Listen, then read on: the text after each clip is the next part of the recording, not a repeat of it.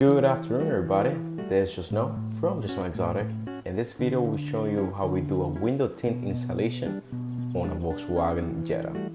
First thing that we do is get all the surface cleaned up and prepped. Second, we're gonna go to the computer, send the files to the plotter, and lastly go to the glass and trim all the excess. Stay tuned for more info.